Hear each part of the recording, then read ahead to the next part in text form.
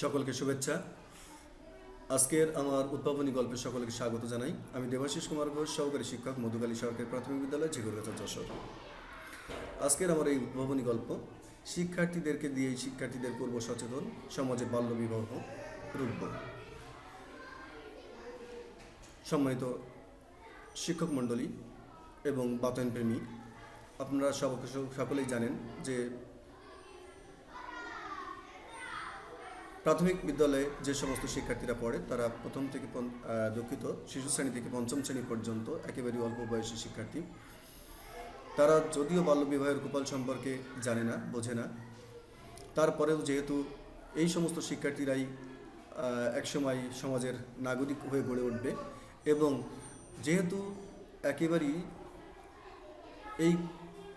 এই বয়সে শিকনফল শিক্ষার্থীদের মস্তিষ্কের ভিতরে অনেকাংশে গেঁথে যায়, সেই কারণেই আমি চাই এই সমস্ত শিক্ষার্থীদের যদি আমরা একটু সচেতন করতে পারি, তাহলে আজ না হোক হয়তোবা তাদের ব্যক্তিগত জীবনে বা পারিপার্শ্বিক জীবনে তারা এই যে বাল্যবিবাহের মতো একটি খারাপ কাজ তারা নিজেদের জীবন থেকে প্রতিরোধ করতে পারবে এবং সমাজের এই যে ঘটনা, বাল্যবিবাহের মতো ঘটনা, তারাও এটা বন্ধ করতে পারবে বা রুখতে পারবে। বাল্যবিবাহে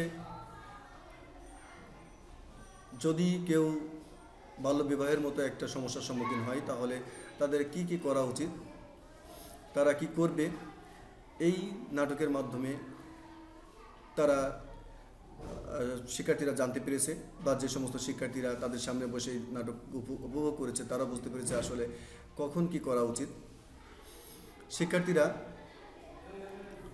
এই জানা থেকেই তাদের ব্যক্তিগত জীবনে বা পারিবারিক জীবনে যদি আশেপাশে কেউ এরকম ধরনের সমস্যার সম্মুখীন হয়, তাহলে তাদের কি কি করতে হবে, বাবা মাকে কীভাবে সচেতন করতে হবে, তারপরেও সামাজিকভাবে কিভাবে সচেতন করতে হবে, এরপরও যদি সম্ভব না হয় তাহলে উদ্ভূত পরিস্থিতিতে প্রশাসনের কিভাবে সহযোগিতা নিতে হবে, কিভাবে এই সমস্যা থেকে পরিত্রাণ পাওয়া যাবে, তা আমি শিক্ষার্থীদের শেখানোর চেষ্টা করেছি। এই উদ্ভাবনী গল্পের মাধ্যমেই আমি শিক্ষার্থীদের এই সমস্ত বিষয় সম্পর্কে জ্ঞানদান করে তাদের ভবিষ্যতের একটি সুস্থ এবং সুন্দর জীবন প্রদান করতে চেষ্টা করেছি। সকলকে আমার এই উদ্ভাবনী গল্প দেখার জন্য অসংখ্য ধন্যবাদ এবং কৃতজ্ঞতা জানাচ্ছি।